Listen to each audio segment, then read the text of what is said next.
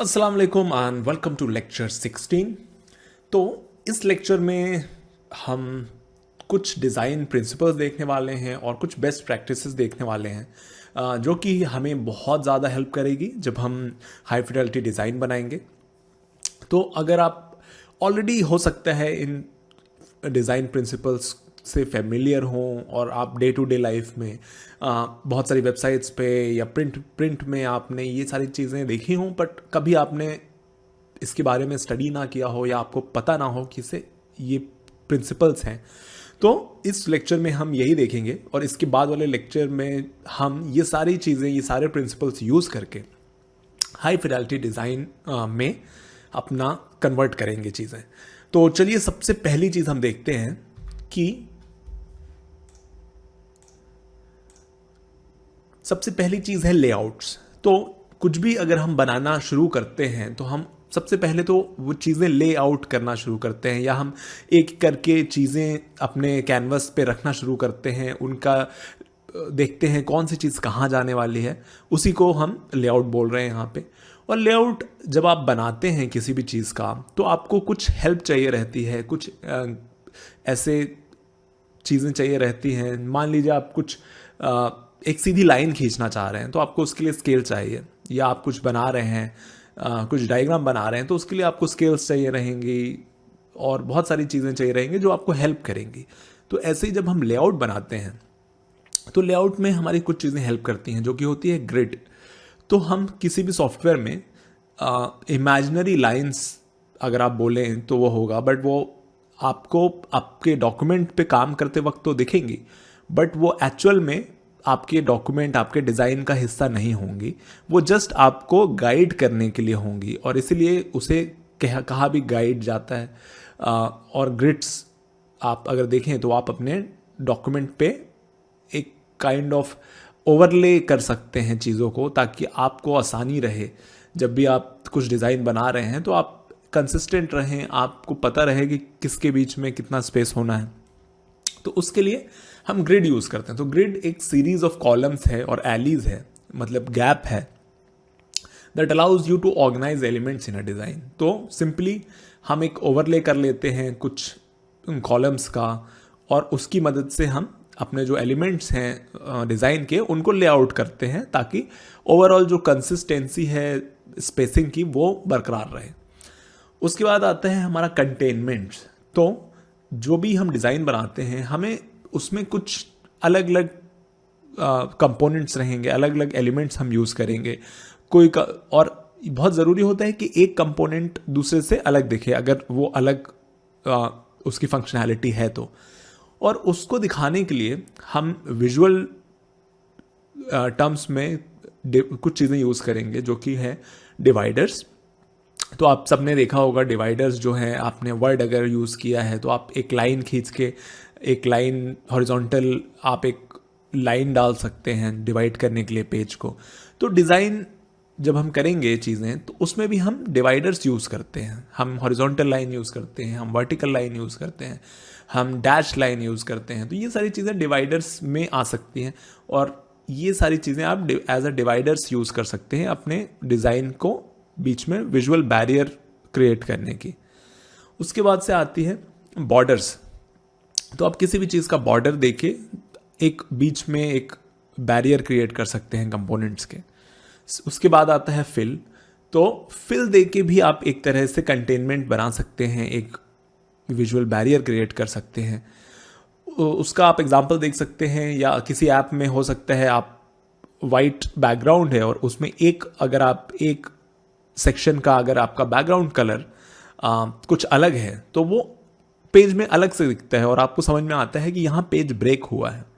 तो वो फिल का काम आप एज अ कंटेनमेंट ले सकते हैं। उसके बाद से सेम वैसे ही फिल के जैसा ही शैडो है। शैडो दे के भी आप कुछ डेप्थ क्रिएट कर सकते हैं और कुछ चीज़ों को, कुछ एलिमेंट्स को डेप्थ दे सकते हैं जिससे कि वो अलग दिखें, एक विजुअल बैरियर क्रिएट हो जाए और एक लेआउट में ब्रेक आ जाए। तो ये सारी चीज़ें हैं लेआउट की, जिसमें ग्रिड आता है, गाइड्स आता है और कंटेनमेंट्स आते हैं। चलते हैं नेक्स्ट है हमारा स्पेसिंग। तो स्पेसिंग भी बहुत इंपॉर्टेंट है और स्पेसिंग का सबसे ज़रूरी हमको समझना है वाइट स्पेस, जिसको नेगेटिव स्पेस भी कहा जाता है। तो किसी भी डिज़ाइन अगर आप देखेंगे, किसी भी डिज़ाइन में या मैगजीन्स में या प्रिंट्स में भी अगर आप देखेंगे, तो सारी चीज़ें ऐसा नहीं है कि एक साथ लगी हुई हैं। हमेशा आप देखेंगे कि बीच में चीज़ों के गैप रहता है, कुछ स्पेस दी जाती है, और वो स्पेस ऐसा नहीं है कि वो देनी है, वो इंटेंशनल है।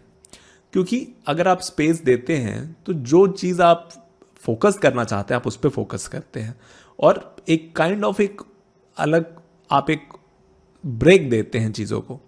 तो वाइट स्पेस अगर हम देखें तो the gap between elements of a design often refer to as negative space. तो बहुत सिंपल सी डेफिनेशन है। और इसकी इंपॉर्टेंस क्या है? इंपॉर्टेंस जैसा कि मैंने बताया कि आप स्पेस देके किसी भी एलिमेंट में स्पेस देके उसको एम्फेसाइज कर सकते हैं, उसको फोकल पॉइंट बना सकते हैं डिज़ाइन का। और उसके बाद से अगर आप देखें तो किसी में आप सेम स्पेस अगर कंपोनेंट्स में दे रहे हैं तो वो एक काइंड ऑफ ग्रुप कर देती है चीज़ों को।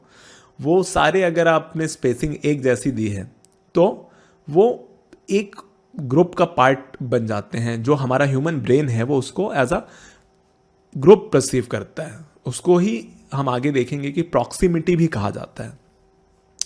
तो इसको आप समझ सकते हैं कि आप अगर किसी ऐप में हैं और दो तीन आपके पास कार्ड्स हैं उस ऐप में, या दो तीन आपके बॉक्सेस हैं और उनके बीच में अगर सेम स्पेस है, तो आपको समझ में आ जाएगा कि ये सारे एक ही पार्ट हैं, ये सारे बॉक्सेस एक ही ग्रुप का पार्ट है। तो आप ऐसे भी स्पेसिंग को या वाइट स्पेस को यूज़ कर सकते हैं। तीसरा जो है वो रीडेबिलिटी हमारी अच्छी कर देता है। तो अगर आपने चीज़ों के बीच में स्पेस दिया है तो बहुत ऑब्वियस सी बात है कि आपका जो पढ़ने में आपको बहुत आसानी होगी उस चीज़ को। और यही रीज़न है कि मैगजीन्स में या न्यूज़पेपर में चीज़ों के बीच में स्पेस दिया जाता है। हेडलाइन और जो आर्टिकल है वो कभी ऐसा नहीं मिलेगा कि वो एकदम ख़त्म होते साथ ही शुरू हो गया, उसके बीच में हमेशा स्पेस दी जाती है। और अगर आप कोई ऐप देख रहे हैं या कोई वेबसाइट देख रहे हैं तो स्पेसिंग आप दे रहे हैं अगर चीज़ों के बीच में, तो वो एरर को भी रिड्यूस कर देता है। चांस अगर आपका एरर है कि गलत आप कोई बटन दबा लेंगे, अगर आप उसके इर्द गिर्द स्पेस दे रहे हैं तो ये बहुत हद तक आप एरर को रिड्यूस कर सकते हैं कि जो यूज़र है वो गलत जगह क्लिक ना करे।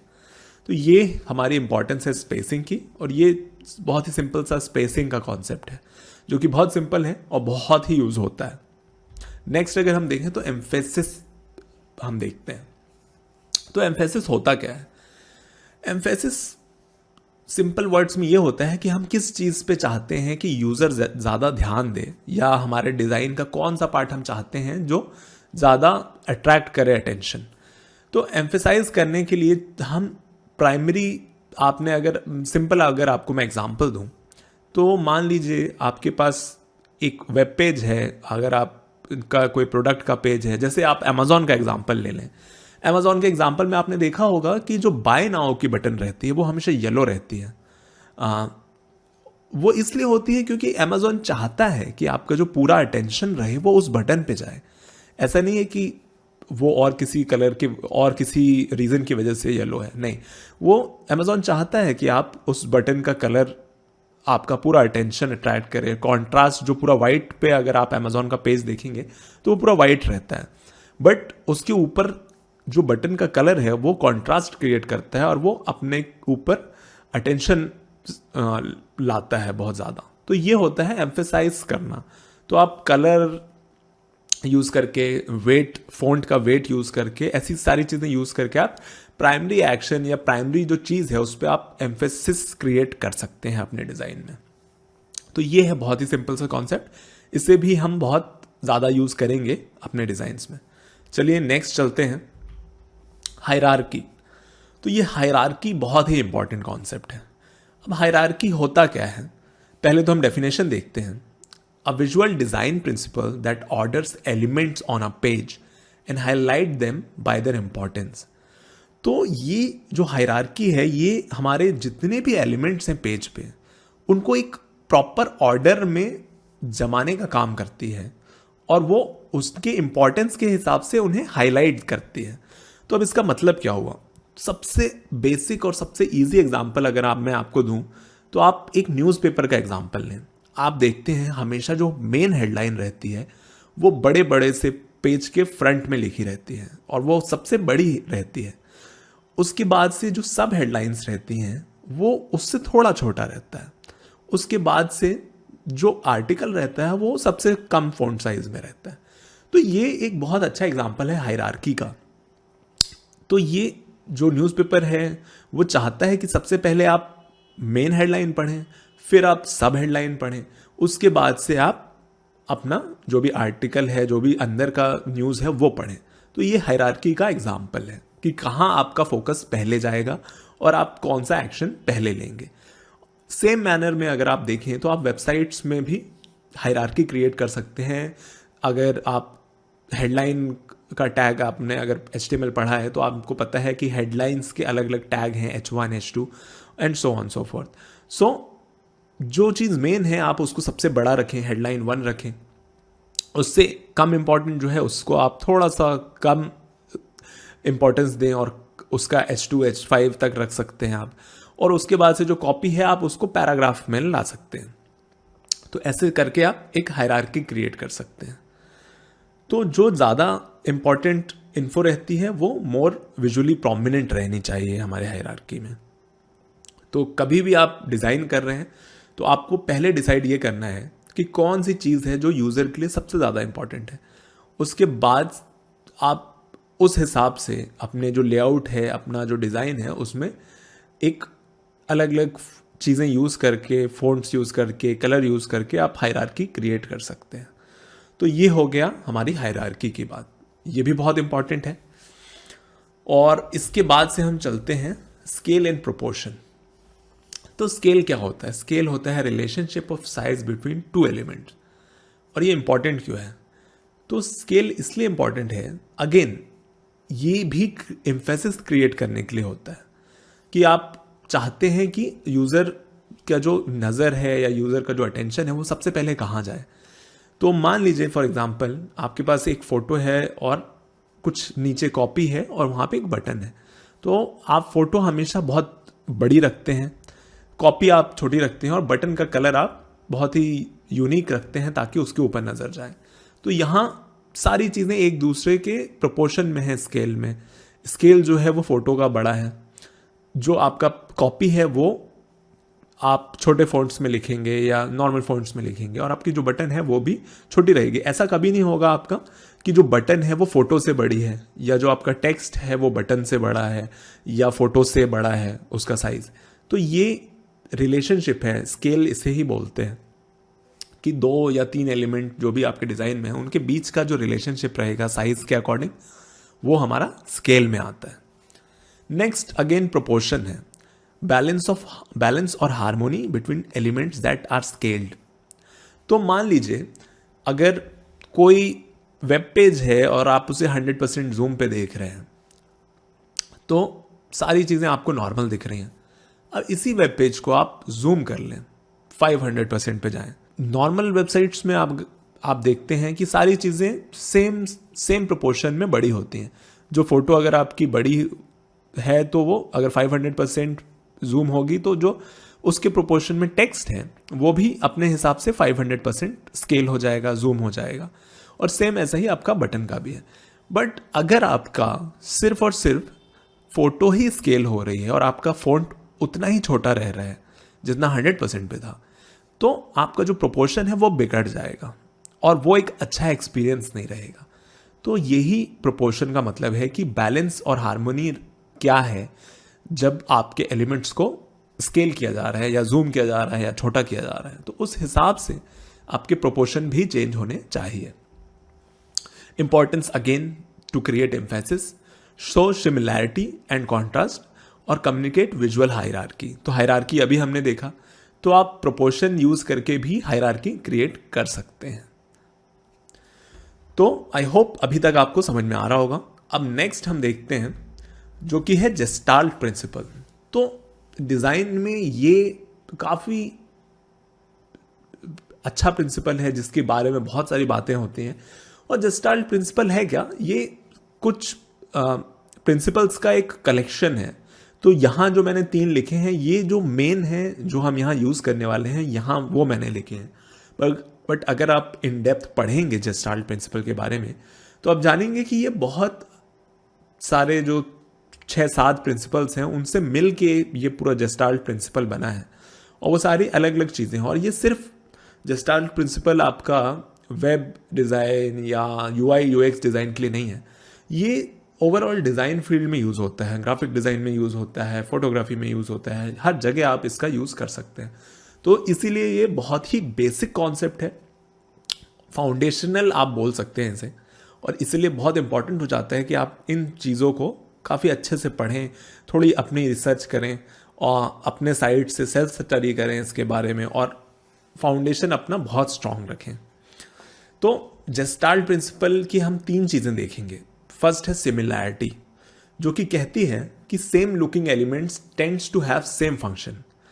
इसका मतलब ये है कि अगर एक डिज़ाइन में हमारे बहुत सारे कंपोनेंट हैं, बहुत सारे, मान लीजिए बहुत सारी अलग अलग डिज़ाइन की चीज़ें हैं, एक वेब पेज पे या एक ऐप में हमारे अलग अलग चीज़ें हैं, अलग अलग डिज़ाइन हमने रखे हैं, तो वो उस टाइम पे जो चीज़ें सिमिलर दिखती हैं, जो एक जैसी दिखती हैं, हमारा माइंड ये सोचता है कि ये सारी चीज़ें काम भी एक ही जैसी करती होंगी।